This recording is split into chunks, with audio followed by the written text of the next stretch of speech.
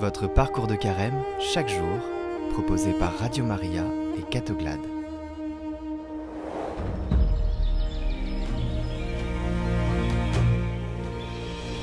Bonjour, aujourd'hui on se retrouve pour la deuxième vidéo de ce parcours sur la division avec le Père Paul Dollier qui va traiter la question de comment vivre les conflits dans nos familles.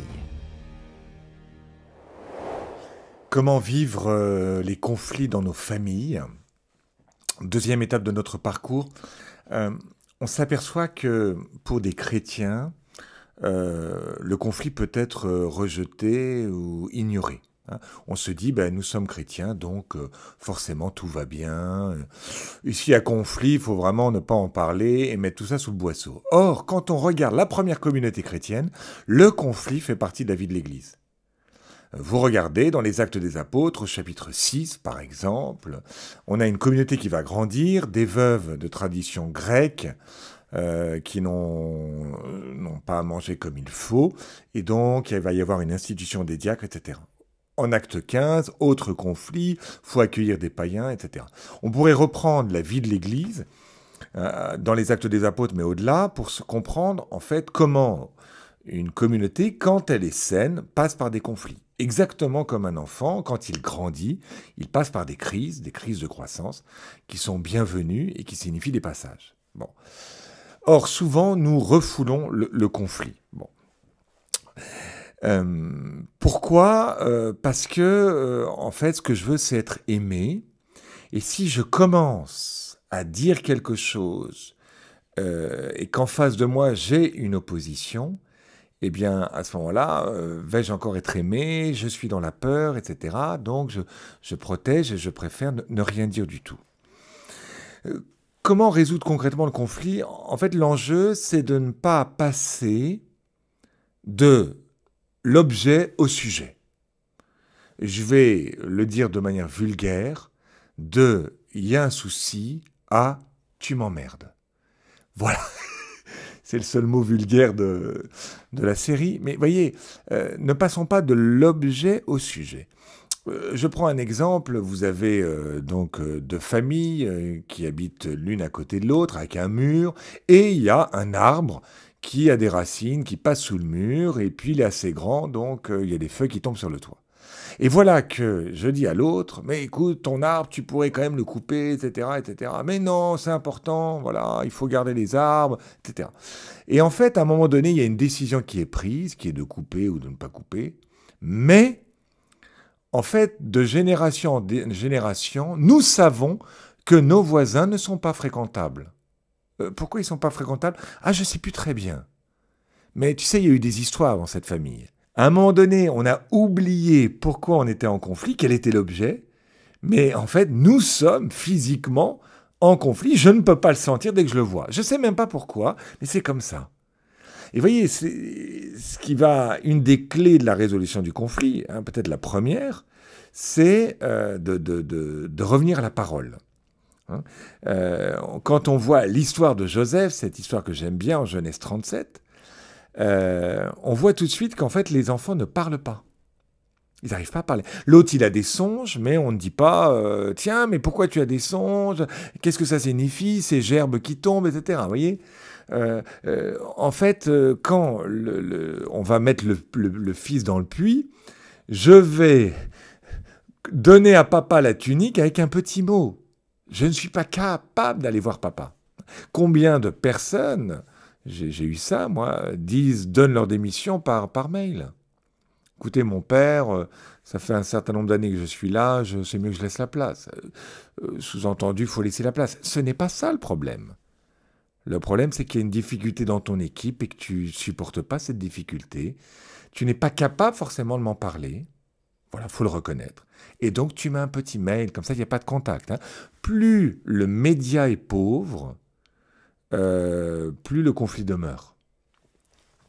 Un téléphone, c'est moins riche qu'une rencontre personnelle. Donc, faut avoir conscience de ça. Donc, vous voyez, première chose, c'est la question de la parole, pour résoudre le conflit. La deuxième chose, c'est prendre conscience, peut-être pour prévenir d'un conflit, de la question de de l'ombre, comme disait Jung, c'est-à-dire de tout ce que nous portons en nous, de manière positive ou négative, qui construisent, qui façonnent, qui forment notre personnalité. Je prends l'exemple. Je vais voir quelqu'un et je vais lui dire, écoute, ton affiche, elle est bien ton affiche, mais tu vois, la police de caractère est un petit peu petite. Et voilà que la personne me dit, ben ton affiche, t'as qu'à te la faire. Alors là, vous comprenez pas parce que, c'était pas un jugement sur la personne, c'était un jugement sur la fiche, juste il y avait un problème de caractère. Oui, mais en fait, vous avez en face de vous une personne, en fait, ça fait 8 ou 9 fois qu'elle ne dit rien quand on lui dit quelque chose un petit peu désagréable sur son travail ou sur autre chose. Elle ne dit rien, elle n'exprime pas. Et voilà qu'à un moment donné, j'en peux plus. J'ai besoin d'exprimer. Et donc, ça tombe sur vous. Vous payez l'addition, entre guillemets, sans passer par la caisse. C'est très curieux. Mais il y a cette colère qui sort. Pourquoi cette colère est-elle sortie de manière démesurée? Pourquoi, quand j'ai eu un souci avec mon fils, avec mon époux, avec mon voisin, pourquoi je n'ai pas parlé? Pourquoi ces colères retenues? Pourquoi ces explications qui ne sont pas demandées? Voyez, donc, essayons de voir nos réactions. Je pense à une histoire vraie, un couple, l'un trompe l'autre, et l'autre dit, si je rencontre ce mec, je lui casse la gueule. Le même événement s'est passé dans un autre couple, et la personne dit, mon souci, aujourd'hui, c'est mon couple, il faut que je me retrousse les manches et que je travaille sur ma relation avec mon épouse. Voyez ? Donc on a un même événement et deux réactions totalement différentes. La parole, l'ombre, et puis la dernière chose que je voulais dire, c'est la question des tempéraments.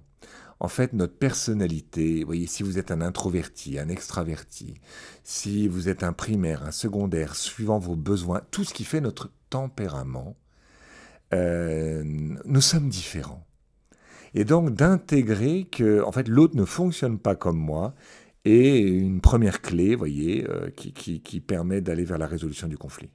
Si le conflit est trop difficile, demandez à un médiateur, demandez à une personne extérieure qui va être reconnue des deux parties pour pouvoir trouver un chemin de résolution.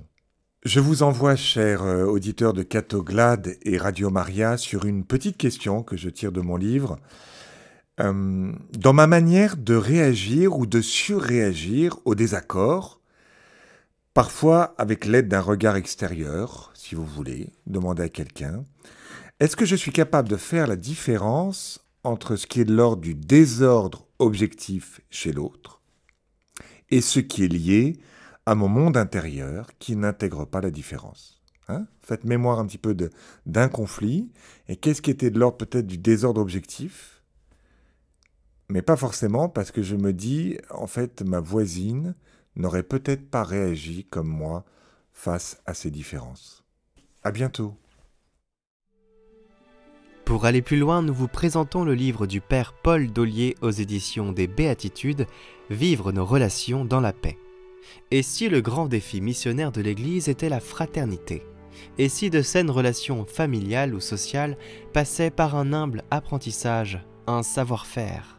Ce livre énonce une certitude: nos comportements peuvent barrer l'accès à l'Évangile si notre vie fraternelle ne correspond pas au message que nous annonçons. Il nous propose donc des moyens de simplifier et de pacifier nos relations pour donner une fécondité nouvelle à notre vie missionnaire. Ce livre est donc un outil missionnaire. Je rappelle le titre du livre, Vivre nos relations dans la paix, du Père Paul Dollier aux éditions Béatitudes. D'autres livres vous seront proposés pour nourrir votre foi.